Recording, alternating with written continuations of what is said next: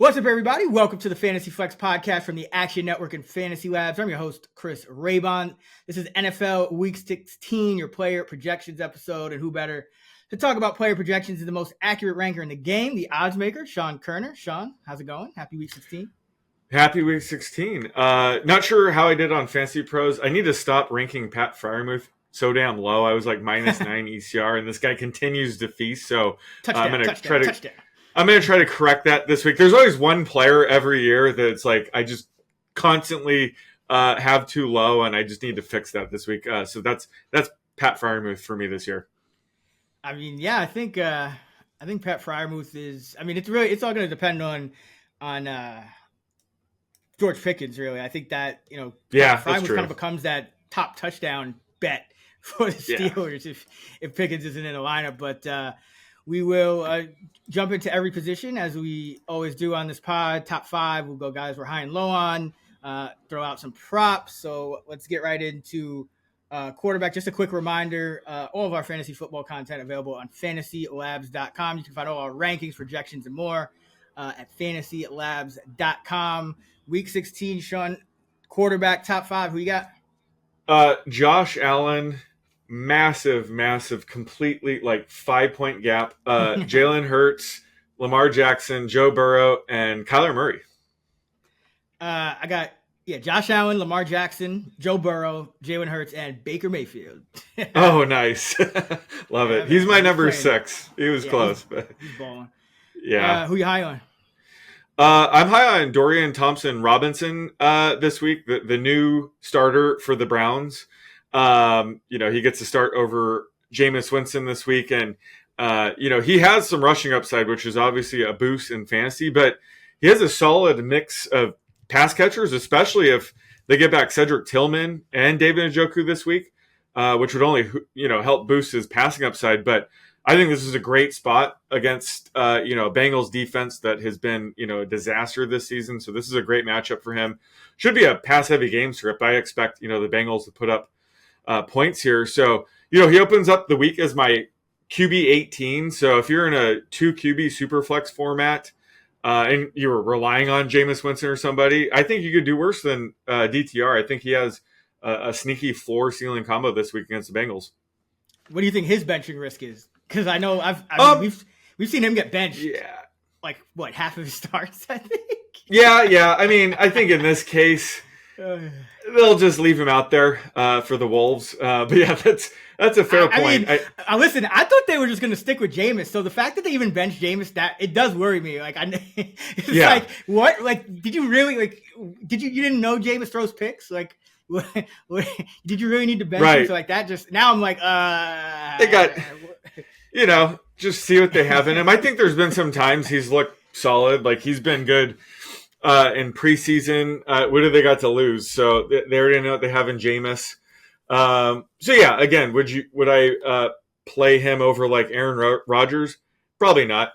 But in like DFS, maybe some props, maybe we'll have some things. I just think he's sneaky. I'm plus 24 ECR against him. Obviously, it's still early. People, I rarely use Tuesday morning ESR to dictate my plays anymore. But again, he's one of those guys where I think people will be sleeping on one way or the other. But I take your point. He obviously has some benching risk this week as well. Yeah, the guy I'm high on is Baker Mayfield here against the Cowboys. I think he's a top 5 quarterback. If you look at his games indoors this season, he's averaging over 9 yards an attempt.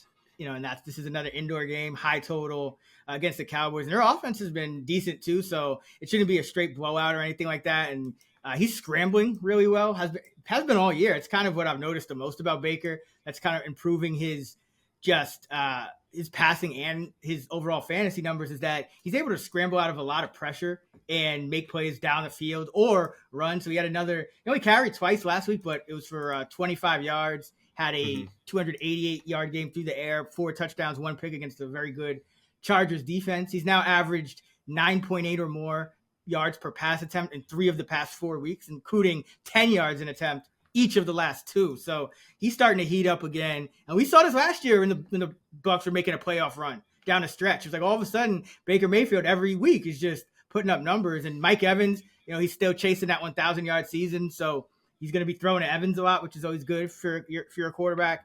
And like Mayfield a lot this week. All right, who are you low on at quarterback, Sean? I'm low on Matthew Stafford in terms of probably like public opinion, ECR. He had a brutal game last week, likely due to the rain. But again, he's playing outdoors this week again at MetLife, so probably lowers his ceiling a tad. Plus, this is a tougher matchup against the Jets if they do get DJ Reed back this week. He missed last week with a groin injury, so my rank for Stafford probably depends on that a little bit. Now, he still has upside with Puka Nacua and Cooper Kupp. But if he doesn't get, multiple touchdown passes, it's really tough for him to crack the top 12 due to his, lack of rushing stats. So with him, it's got to be the right spot where, there's touchdown upside. I just don't see it this week. He does, he loses touchdowns to Kyron Williams once they do get around the goal line too. So he's a player that I think most weeks I'm a bit lower on him, but especially this week, I think at New York, he's going to be more of a mid-range QB2 for me. So he opens up as my QB 18 this week. Yeah, he's really kind of depending, any type of pressure, he's not good. The weather, like there's just a lot, and then there's no rushing upside. So yeah, he's high ceiling, but yeah, very low floor. I got kind of a similar player, Jared Goff. I know everybody's gonna look at the numbers last week and be like, how are you low on this guy? But we know what the deal is with Jared Goff. Like last week, indoor shootout game against a good offense on the other side. That's when you want Jared Goff. Now he's going outdoors to Chicago, which forget the outdoor. Chicago's defense has had some decent success against Jared Goff as of late. He hasn't really put up the huge games that we expect from Goff against the Bears defense. It was on Thanksgiving, it was 221 yards, a couple of touchdowns. So it wasn't terrible, but that was pretty much his best game. Last year he had 161 yards, 1 touchdown, 2 picks in the game in Chicago, and they lost. And in the game in Detroit, which is indoors, 236 yards, 2 touchdowns, 3 picks. So he has not fared well against this Bears defense. Now you're going outdoors. Coming off the huge game, I just think it's a bit of a letdown spot here for Goff and these Lions throwing the football. Yeah, and this is only his second game outdoors all season, I think. Yeah, he had a great schedule really these last couple of years. At Green Bay. Yeah. That's the only thing. At Green Bay, right? 145 yards passing. Yeah. You can't even look at the splits from this year because he hasn't had I saw in one. Well, he's averaging 145 yards a game outdoors this year. If you want to look at it that way. Yeah, and that's probably the way you should look at it. He'll probably having a decently efficient game, but again, against this Bears defense, even that's coming to question at times. So, I would look to somewhere else if I could for this week, even with the big box score last week. All right, prop time. Sean, it's your turn at quarterback. What we got? Oh, I think it's your turn. Nah, is it? You sure? Yep. Oh. Yeah, because I did A-Rich versus Bo Nix. What a crazy turn! Oh my goodness. That game must have changed so many. Like we're gonna look back at that game as that game shifting the entire playoff picture because he literally Jonathan Taylor drops the ball. If the Colts win that game, then the Steelers, I don't think they automatically clinch. So then it's like they're playing for something different, and I think that clinched it for the Texans too, the division. So everything kind of shifts in terms of and then Mahomes is hurt, so who knows? Like everything just kind of shifts. If the Colts I'll let you vote. What was worse, the Jonathan Taylor dropping the ball right before he scored the touchdown, or the A.D. Mitchell reverse screen pass for the pick six? Oh man, Jonathan Taylor, because he's got to be the guy. He's just got to be the guy that knows better. He's the leader. We don't expect anything from their coaching staff or from the rookie who has been underperforming all year. But we do expect Jonathan Taylor to be. We set him to a higher standard. I mean, I still remember the Hard Knocks when he's the guy. He's the guy that Yeah. we're looking to. So Yeah, like Malachi Corley, like his first career touch, he does it. It's like, okay, he was a little excited. It's not okay. But yeah, when they threw it to Mitchell, and then I saw he was corking it back to throw it back, I was like, oh no. And he just threw a screen pass to Benito or whatever, the linebacker just running through there. I was like, that was just, oh my God, who drew that up, and why did he still decide to throw that? That was insane.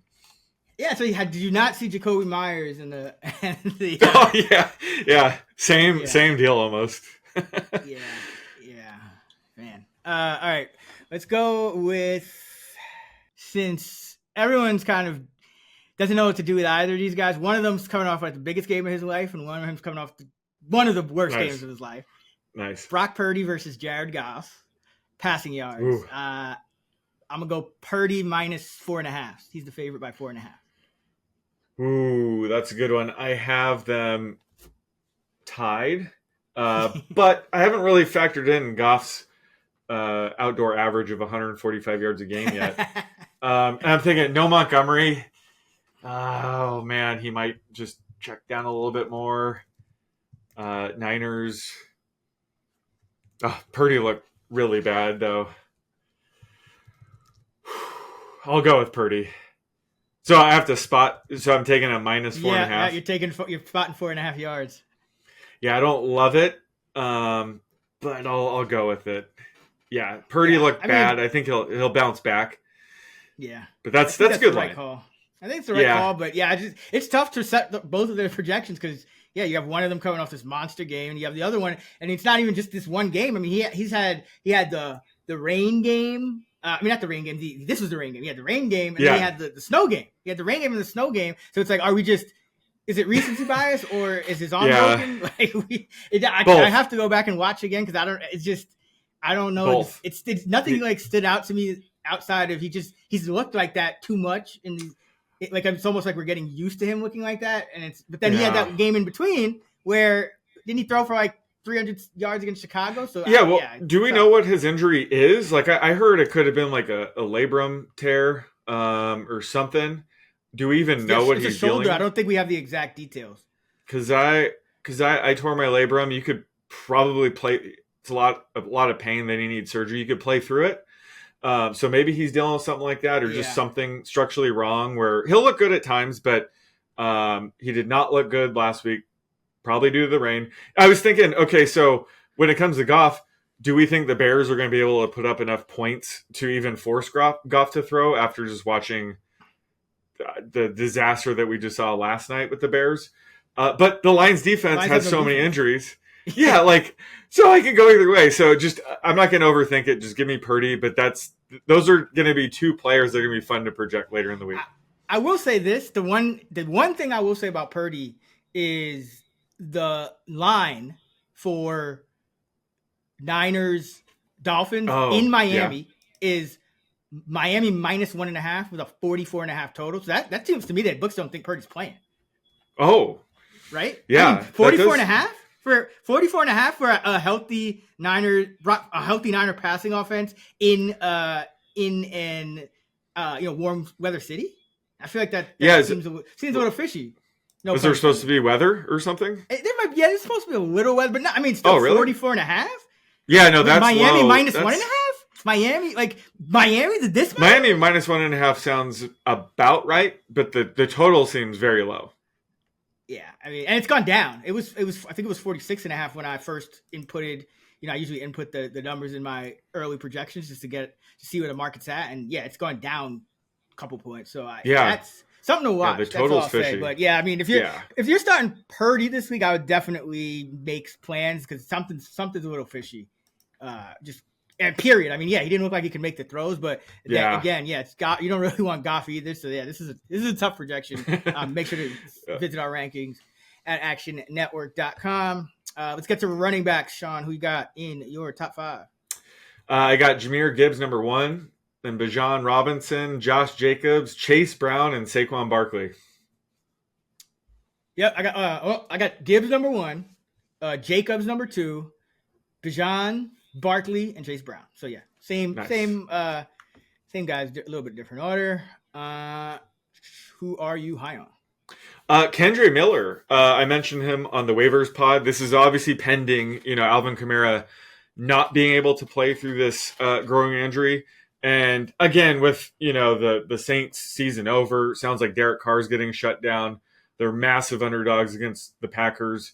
I would imagine they just don't force Kamara out there, and they probably want to see what they have in Kendre Miller, who was their third round pick last year. I like him. He reminds me of Aaron Jones. So I would think that they want to get him as many reps as possible these last few weeks. So this would be a good week to do it. And I think, he'll be much more involved in the passing game if Kamara does sit. So I think he's got the potential to be like a low-end RB2 here if Kamara is out. Another guy that I'm going to be high on compared to consensus is Ray Davis, just because I think this is a sneaky spot for him. In a game where the Bills are just massive favorites against the Patriots. I think you called Ty Johnson last week. Ty Johnson's the back to take if you think the Bills are going to be in like a shootout or potentially a trailing game script. Ray Davis is the opposite. If you think they're going to blow a team out, you go with Ray Davis. We saw that in week 13 against the Niners. Rushed 11 times, 63 yards and a touchdown.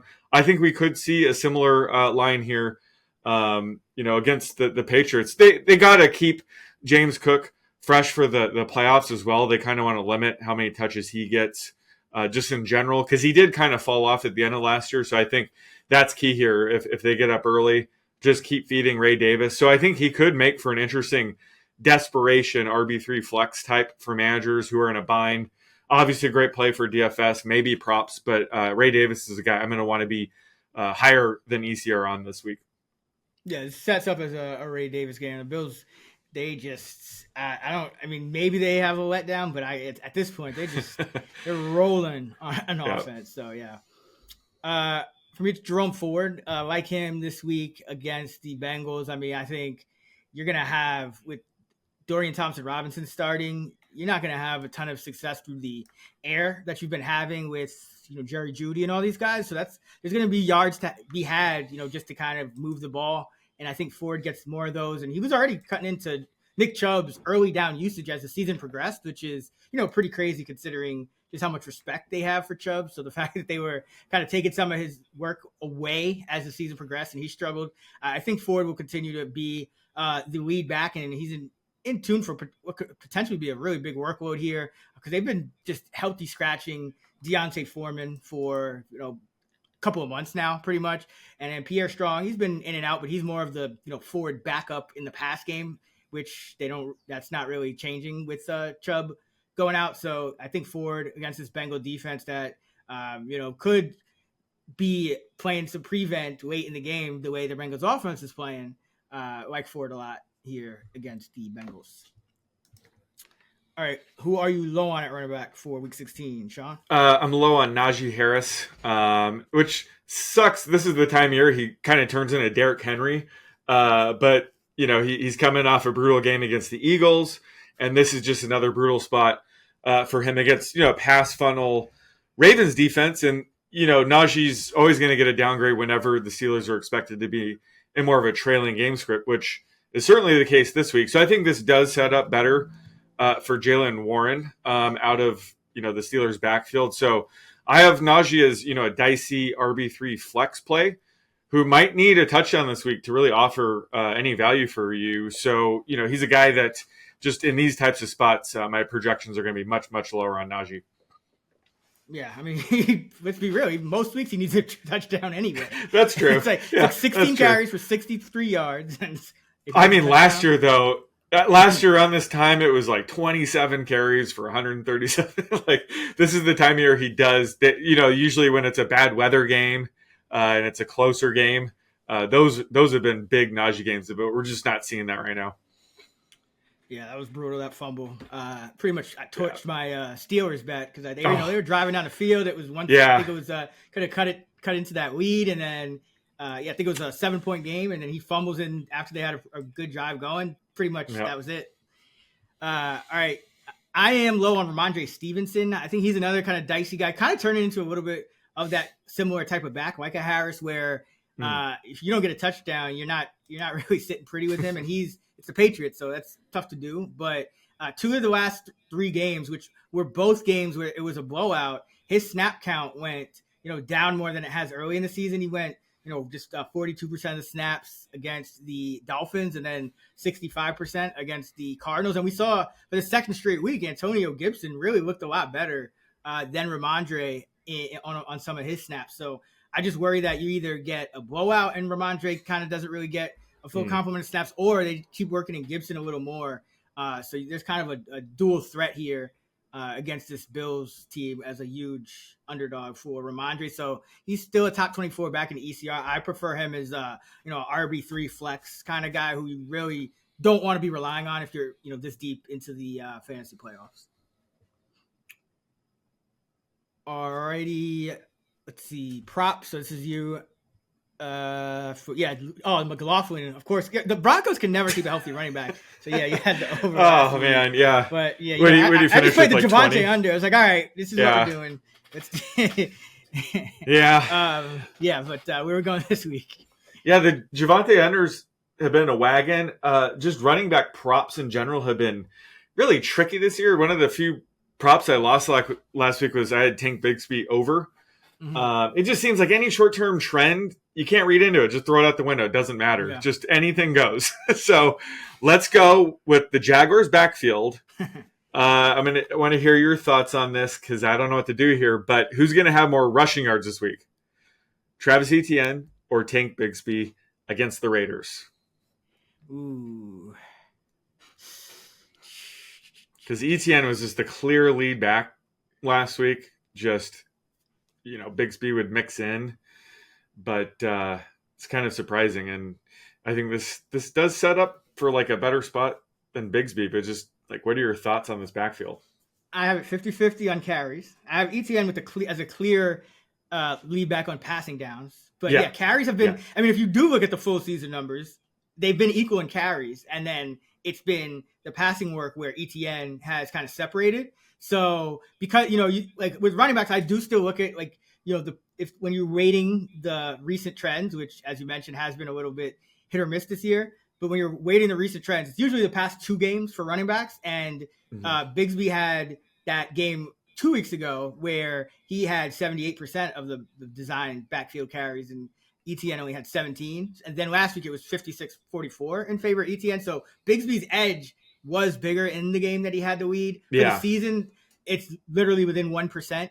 So I'm gonna go with Bigsby here. I have him equal in terms of carries. So but Bigsby is more yards per carry. Yep. So I have him at 47 and then Etienne at 42. I have them both getting about 10 carries.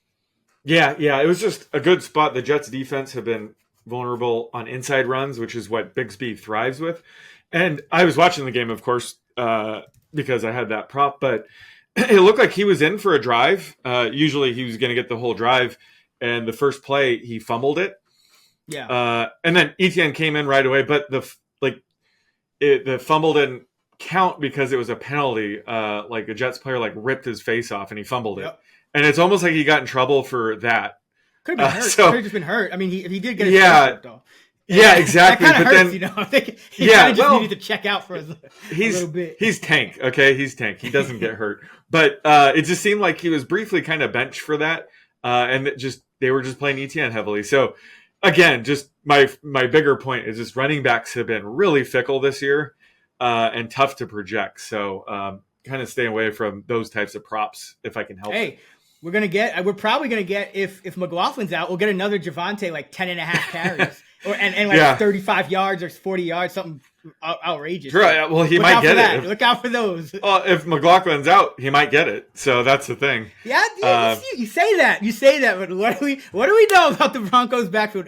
The one guy who's, I think it's been probably, if you look at his numbers, I think it's probably been 9 or 10 of his of the weeks. He's at least got to be 10 and 4 to unders, at least, if not 11 or 12. I mean, he's been Oh yeah. He's had maybe 1 or 2 games where he's exceeded expectations, and that's it.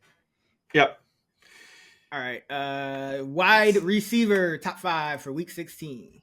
Let's see. I got Jamar Chase, Mike Evans, Puka Nacua, Nico Collins, and AJ Brown. I got Chase, Nakua, Amon-Ra, Evans, and Nico Collins. Nice. Who are you high on? I'm high on DJ Moore this week, and make no mistake, this Bears offense is a complete disaster right now. The plan just seems to get through the season, fire all these coaches, hire new staff. But for now, the plan is, get Caleb to dump it off to DJ Moore most of the time. And now, hell, just line him up at running back and get him some carries, kind of like a Deebo Samuel type role. He had 3 carries for 24 yards. Maybe the plan they had for Velus Jones Jr. early in the year, they're just putting DJ Moore in that role. So he seems to have the higher floor right now. And this is going to be, a pass heavy trailing game script against the Lions, who just keep losing players on defense. So, the Bills scored 48 on them, not too surprising since they're arguably, the best team right now. But, the Bears might be able to put up some points. And I think, again, just they're peppering DJ Moore with these high percentage targets and now direct snaps. So I just think he has a very high floor right now. He's my wide receiver 14 to open the week. And the other guy I'm high on is, this isn't a great matchup against the Cardinals, but, Adam Thielen is still, I think, high-end wide receiver 3 right now. Jalen Coker returning to the lineup last week was going to make this wide receiver room a bit more crowded, where I thought, Thielen would survive that. But Xavier Legette is now week to week with a groin injury, so that opens things up for Thielen again here. So I think Thielen's is still one of those like high floor players, I think, with, Bryce Young playing well, where even in a spot against the Cardinals, who haven't been a great matchup, again, I think we can still bank on him being, like a solid wide receiver 3 option if you've been leaning on him these past few weeks. A wide receiver 3-ver? Sound like Mike Tyson. A wide receiver 3. Yeah. No, I agree, though. I totally agree. I mean, we talked about it last week on one of the pods, how David Moore was definitely going to be the guy to get benched. And he did. He was benched. But Legette went down. So, it's going to probably be Thielen, Coker, and Moore, unless Legette is cleared. All right. For me, it's let's go with the early week guy. Since you might be wondering about him, but he's fine. He's my number 11 this week, wide receiver 11, Ladd McConkey. He's still hovering in the 20s. I guess it's Tuesday in ECR, but remember, he is the Chargers man beater. So going up against the Broncos looks like a tough matchup on paper, but he's gonna get peppered with targets as he does every week. And Quentin Johnston is hurt. Have we gotten an update on him? I know he didn't practice, I think, or he was listed as a non-participant. You think he's going to go, or if he doesn't go? I mean, this is Thursday Night Football, so I would say the chances of him being able to suit up are much lower. It's an ankle injury. Yeah. Non-participant in Monday's estimated practice report. Ankle injuries, it could have been a sprained ankle and he's totally fine, or it's, mid or high and he's out. So definitely something to monitor, but just the fact that they do play on the short week probably lowers his chances of suiting up. Yeah, McConkey, last 4 games, 6 for 123, 6 for 83, 9 for 117, 5 for 58 and 1. So he's going to get the targets. Denver, very good defense, but I think that people just too low on him because there's no one really for Herbert to throw to. And something I like a little bit about this matchup as well, one of the only bets I hit last week besides the Javonte was the Justin Herbert under rushing yards. And that's because we know when he gets his little injuries, his little ankle injuries, he doesn't scramble. And if he doesn't scramble, that's just more potential targets, going down the field to the receivers. And McConkey's going to be at the top of that list. So, yeah, I like him this week. Who are you low on for Week 16 at wide receiver, Sean? I'm low on Calvin Ridley. After having that massive 3 to 5 week stretch, starting around Week 8, his production has cooled off a bit.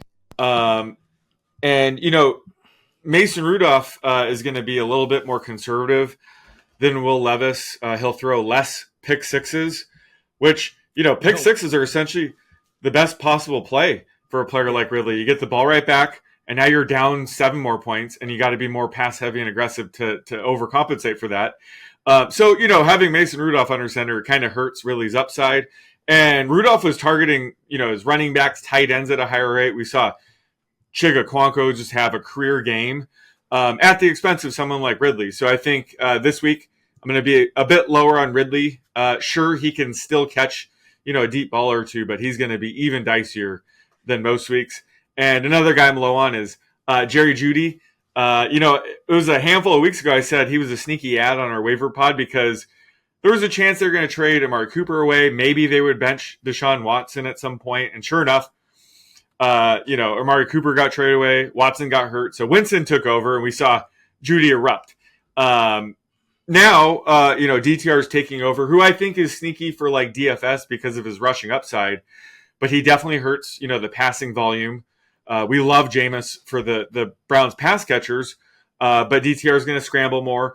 Plus, Cedric Tillman, David Njoku might return this week, which, is a hit on Jerry Jeudy's target share. So Jerry Jeudy's, more of a low-end wide receiver 3 for me this week. He has a great matchup against the Bengals, so he could still, have a big game here. But, my projections for him are just going to be a bit lower here with DTR taking over and a couple, key pass catchers potentially returning this week.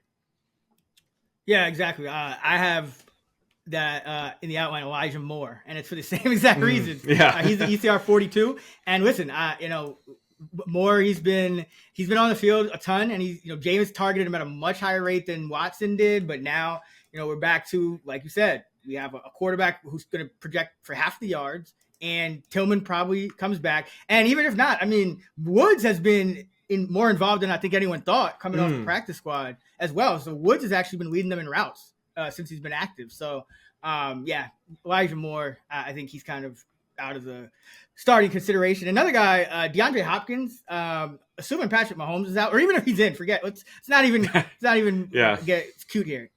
DeAndre Hopkins, with the amount of routes that he's running right now, is not a viable starting fantasy receiver. He's just not. It's something where he might get a touchdown, and you're like, oh man, I wish I started him. But realistically, he's playing 50 to 60% of the snaps on pass downs each week. He was 4th in routes this week behind, Watson and Juju and of course Worthy had a big game. So I just don't think you can start him even in the revenge spot against the Houston Texans. He's still ranked as the top 36 in ECR, but his snap count has actually dropped, recently. So at first it looked like, okay, maybe they are easing him in to the lineup, coming off the trade. But then if you look at his last few games, he went from, he was at like 45 and 55%, 4 weeks ago. And then it was 65, and then down to 50 again. So it's Amari Cooper all over again. He's just not clearing the threshold of what a normal starting receiver would. He's barely a slot receiver at this point at 50, 50. He's like a slot receiver on a team that he's like Nelson Aguilar in terms of usage. Obviously a much better player, but yeah, he's my wide receiver 49. If Pat Mahomes sits, if Mahomes plays, he'll be a little higher, but still not in the top 40. In a similar vein, where do you have Amari Cooper? Oh, that's gonna be my prop. He's like that's gonna be my prop. Oh shit! Okay, all right. Because I remember it was a couple weeks ago you were low on him, and it was just, then he had like 14 targets, and then we didn't mention him last week. But then last week he got no targets, so I think you're on the right track. I'm usually a couple weeks early, or on these things. But what do you got? It makes it tough because they seem to be kind of playing this little game where we go 1 week, we're going to kind of use the guy as a decoy. We're not. So, Amari Cooper receiving yards. And it's a potential blowout. Yeah, this is tough. Let's go 34.5. Yeah, I'm around there. I'll go under because I feel like I'm being generous. I'm projecting him for a 55% routes run rate. Which, that seems a bit high. It was 35% last week. I think Keon Coleman really ate into that. I think they just love Mac Hollins. Like, he's such a smart football player. Even if he's out there running wind sprints, like, he's going to get his playing time. Yeah, like, Amari Cooper's like a rich man's Deontay Johnson. now with Keon The traded wide Coleman receivers back. this year, man. It's Like, yeah. Speaking of which, where the hell's Deontay going now? no, But he's yeah, still on the team. They just excused him. They essentially don't want him to get picked up by anyone else. Yeah. But he's like, yo, you're too good. It's like it's not me, it's you. Like you're too good for everyone else, but not good enough for me. That's crazy. They're just stashing him. Wow. Yeah. Okay. Kind of a weird season for traded wide receivers. Yeah. But and all these stashes, all these stash players. Where are we with Nick Chubb? Where are we with what's his name, Brooks? Like it's like these. It's just it's gotta bad. It's just it's the guys. Whew. But I mean, hey, Jaden Reed also didn't catch a pass 2 weeks ago. So Cooper last week, Jaden Reed the week before. Weird season. All right, top 5 tight end we got. Wow, my first time looking at it. Trey McBride. Again, I'm projecting him for 0.39 touchdowns. We'll see if I need to set that to 0. But Trey McBride, Jonnu Smith. I am not messing around this week. George Kittle, Brock Bowers, and Travis Kelce. I got Bowers, McBride, Kittle, Kelce, and Laporta jumps into my top 5. Must be that all those Montgomery receptions. He was just hogging the pass catching work out of nowhere. Yeah. Now he's up. But I got Jonnu number 6. I had him number 5 last week. I just don't like this low total in this game is just I got to look a little more into it. It's Tuesday as we record this, but if Waddle's out, then I think Jonnu definitely jumps into the top 5, assuming there's no weather or something else that's going to creep up on us. All right. Who are you high on at tight end? I mean, the guy you're talking about, I'm high on as well, but I'll go with Cade Otton here. He's coming off a dud, 2 catches, 24 yards. He's definitely taken a hit, since Mike Evans' return, which was, expected. But he's still seeing his patented massive playing time, averaging, 90% routes run rate. So I think we should start to see his targets bounce back at some point. Could be this week. So, he's back inside my top 12. He's my tight end 11. I think ECR has him around like tight end 15, 16. I think if you've been relying on him, ever since, Evans and Godwin went down, I think this week, he's still a low end tight end 1. So I'm sticking with him. I think the targets are going to start to bounce back here. So give me Cade Otton still inside my top 12. Yeah, I think I have my tight end 8. So he's pretty high on my list too. But I got to go with Brenton Strange here. I have him as a top 10 tight end. And, it's just that time of the year where a lot of guys are sitting out. One of them is Evan Ingram. Strange got his full complement of snaps that Ingram would get, 85% route rate, caught 11 balls. And Mac Jones, he hasn't been accurate down the field. So he's had to kind of just throw a lot of underneath passes to get the team up and down the field. But that equals a lot of catches for PPR pass catchers. You had Thomas with 10, Strange with 11. And I think that's a trend that could continue. The Raiders are 26th in DVOA against opposing tight ends. So I like Brenton Strange this week if you're desperate for a tight end. Yeah, that stat line probably won't duplicate that rest of the season, but the underlying usage fully supports it. And I think one of the encouraging things is Josh Reynolds is starting to get a lot more playing time. Who is kind of just out there in the Gabe Davis role, just running wind sprints, which will just funnel more targets to Brian Thomas Jr. and Brenton Strange. So that was an encouraging thing to see, in my opinion. Yeah, definitely. All right, who are you low on at tight end? Grant Calcaterra. He has been a 1-for-1 replacement for Dallas Goedert, at least in terms of playing time. He's actually seeing more playing time than Goedert, or more routes run. He's up there in the 90 to 95% routes run range. He's just not seeing targets. This is just a very top-heavy passing attack without Dallas Goedert, where, Jalen Hurts is looking for either A.J. Brown or Devontae Smith. If neither is open, hell, even if they are, he's looking to either dump it off to Saquon Barkley or scramble. He is just not looking to throw to Calcaterra at any point. So, Calcaterra is a guy I thought had kind of sneaky streamer potential, but it's just not there. So he is definitely droppable, and I'm very low on Calcaterra going forward. Yeah, I am low on Mark Andrews. He's the tight end Good 7 luck in with this. ECR. Huh? Oh yeah, Good no, luck. I was It high on him seems last like, week. I was. yeah, I yeah. just he's so the thing about it, he got the touchdown record for the Ravens or whatever. And he's still kind of splitting his routes with Likely, and your 6-point favorite divisional game. Lamar Jackson tends to struggle a little bit more than usual against the Steelers defense compared to other defenses. So, I just, tight end 7, he's my tight end 14. He's fringe starter. If he's your only guy, it's between him. Like, I would still try to see if you can get Brent Strange first before I just lock Andrews in. Because he got 2 catches last week, right? It was 2 for 24 and a touchdown.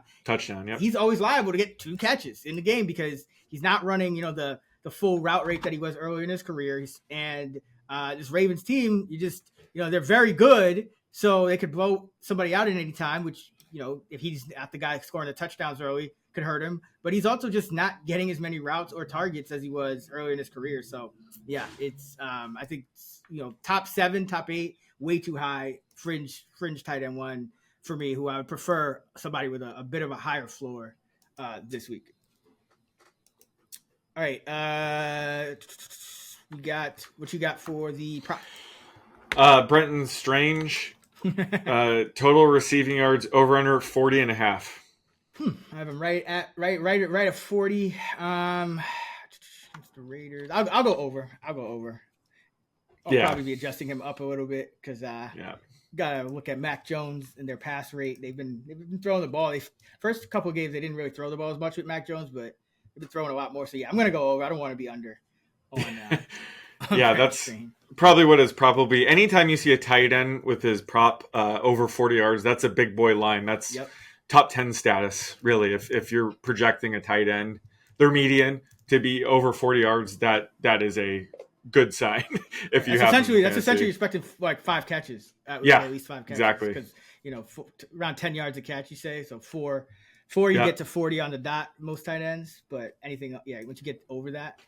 Yep. All right, that's going to do it for our Week 16 player projections episode. Be sure to subscribe to the Fantasy Flex Pod so you don't miss an episode. We're still coming back rest of the season. We got we'll have a Christmas special, a DFS episode next week, and then our normal lineup with projections and rest of the DFS slate. You can find Sean on X at @_oddsmaker. I'm at Chris Raybon. And we're at those same handles on the free award-winning Action Network app. Happy holidays, and let's get this money.